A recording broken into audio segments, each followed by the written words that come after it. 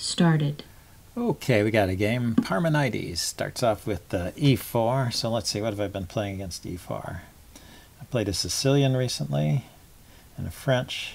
How about an old-fashioned e4, e5 type thing?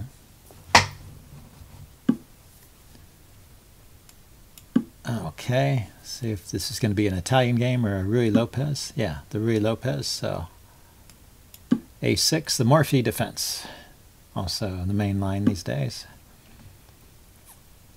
And I'm going to, what do I do here? Take that back. I'm going to develop the knight and attack his e-pawn. That's also part of the main line.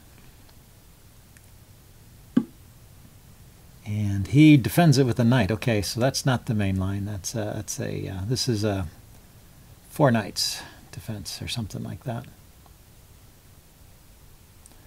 So how do I want to play this? I want to develop this bishop so that I can castle. He has the idea of ganging up on my f7 pawn here. So let's try the quiet development, e7. The other place to put it would be c5, but I'm not sure of all the complications there. That might be one of those positions where it's safe to just take the pawn here and then use the center fork trick. Now, it's always a question for black if he can get away with playing d5. If he can play it, it's a good freeing move for him. So d5, pawn takes, knight takes, and knight takes, queen takes. It looks safe, but this pawn would be hanging if the bishop took. So d5, pawn takes, knight takes, and then he takes this, he takes the knight. I take back, and then he can grab this pawn, and I can't do a lot about that.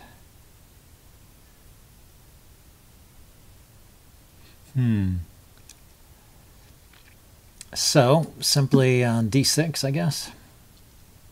And then I can play bishop to e6 if he puts his bishop on this diagonal.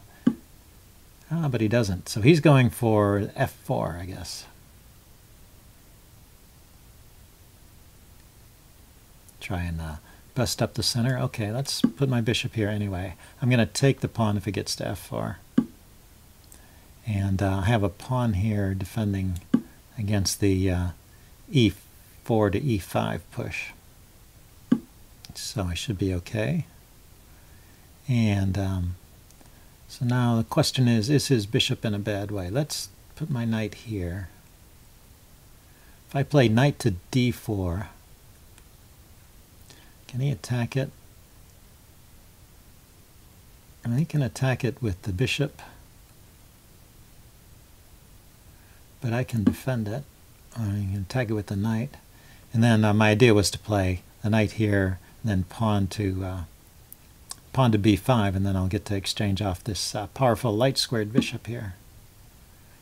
If he did that, I was just going to defend my knight this way. This might be losing a pawn. Let's see. Bishop takes, pawn takes, and knight to here, and I can't really defend it. But this is what I wanted. I wanted him to play that, so I get the light-squared bishop. Okay, now I have this pawn here defended, and so the rook may become active on this file at some point. I have these squares under control, it looks like. What do I want to do? I think I want to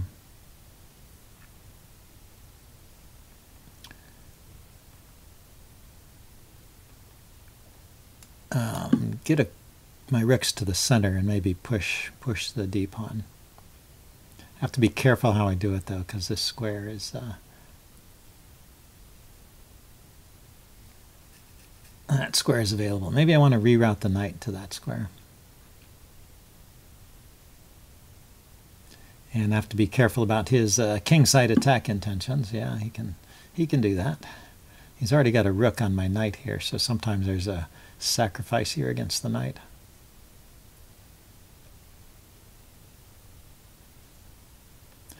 Now if I play my knight to g4, I'm hitting the bishop, but he has a square to go to.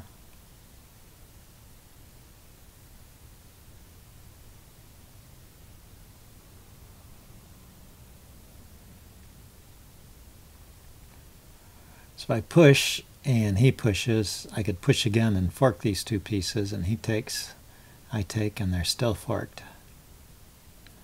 But it looks like that loses a pawn.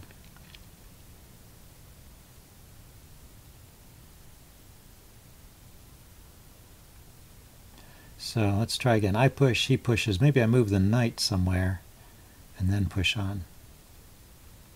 Let's try it. And if he takes, I think that's good for me. I take back and I get a bishop here. To be careful, his bishop can show up on this f4 square now, so I have to be careful. I have a square for my queen to move to, and I'm not hanging any pieces here, leaving pieces to be skewered.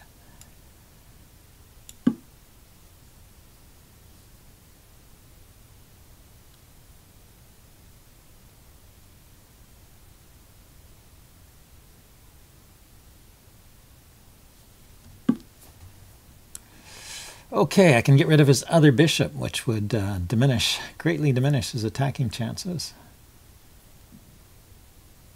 And yeah, I think I should do that.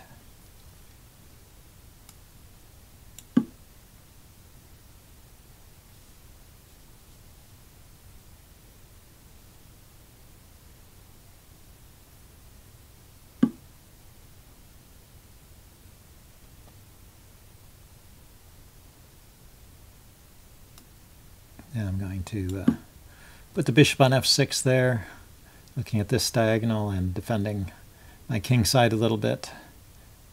And maybe I can get to this square at some point, but not right away because the knight's guarding it.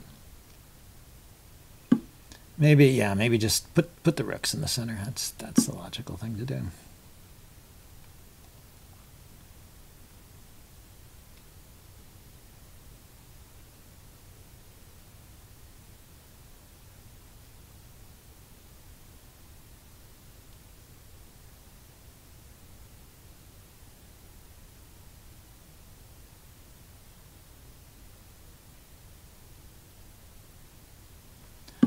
Now I want to defend this rook. Oh, I don't have to now. I was going to say if he leaves the queen there, then I actually have this bishop is pinned. So he's setting up a battery along the f file.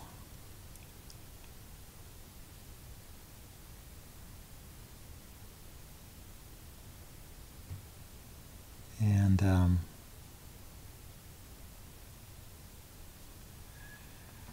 what can I do? Let's harass this knight over here. Actually, he has a good square to go to. Maybe that wasn't such a great idea. I guess I pick up a pawn, but if I chase the knight away, but so he's prevented that.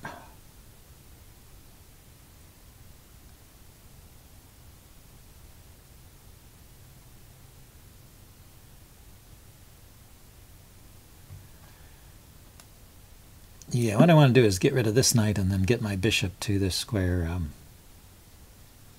d4, attacking his king, and if the queen is still there, getting a nice skewer.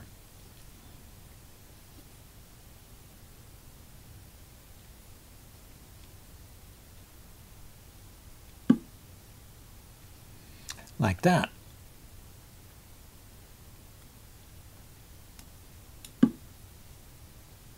So the queen is pinned, so he can't take here. Even if he could, it's protected by the queen. So this should be game over unless I overlook something. Sometimes there's an attack on the queen that he can counterattack, but I don't see it there. Okie doke. So just don't give away any pieces, and this should be a matter of mopping up. So queen for a knight is a pretty strong advantage.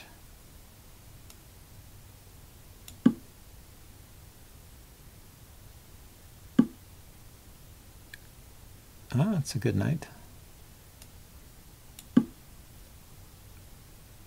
My idea is to bring the bishop back to f7 and exchange off that knight.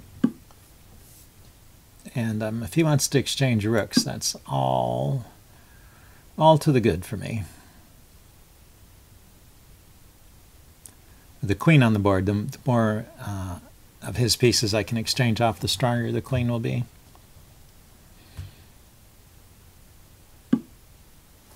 Yeah, attacking the queen, that's the way to do it. Use your extra piece. So he's got a check here.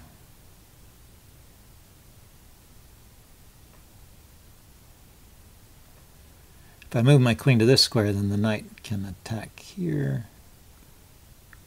And I take, and then he's got a check, and I... It's a little bit tricky.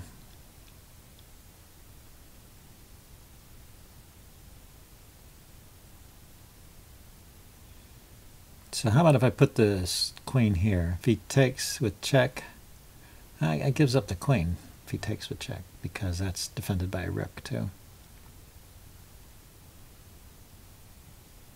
Okay, where's a square where I can't be harassed? Maybe this square.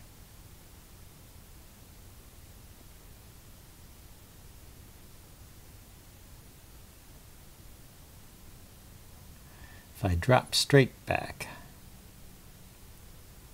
this knight can fork me here. Wow, this is just annoying. Okay, how about if I take the knight, he takes the queen, I take the rook. Well, my queen isn't even defended, that doesn't make sense.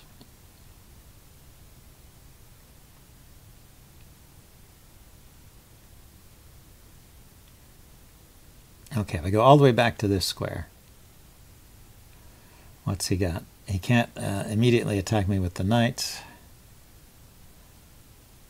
Then I can try and chase that knight away. Well, yes, he can fork. He can fork those knights.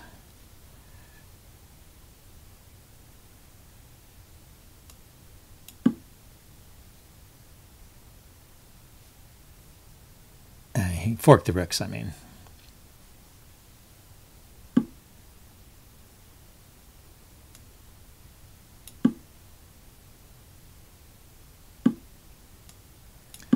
Okay, so now my advantage, instead of being a queen for a knight, is a queen for a rook, but it should still be enough.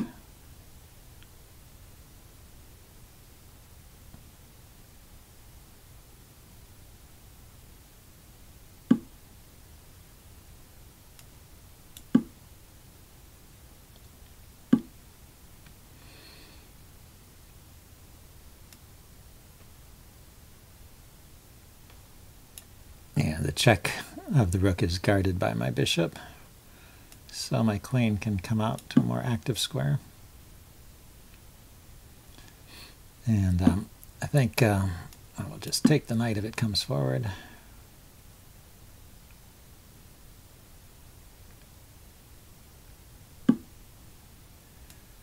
And I've got a check here. Is there anything better?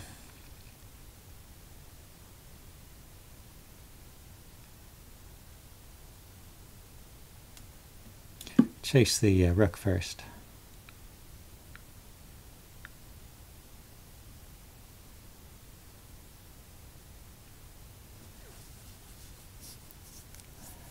So the advantage of the queen over the rook is its greater mobility. So you're always looking for things like forks and stuff. If he had moved the rook, I would have been able to win this pawn, but when he moves the king, I can win this pawn.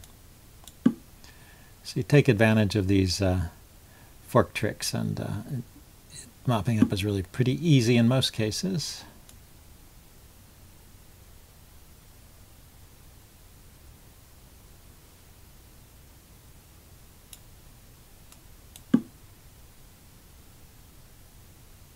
So here's an example. He actually can't take that because of the fork.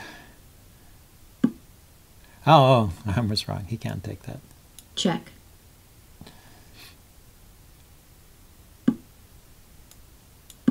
But I can just mop up. Now I've got a couple extra pawns. I can start pushing them forward.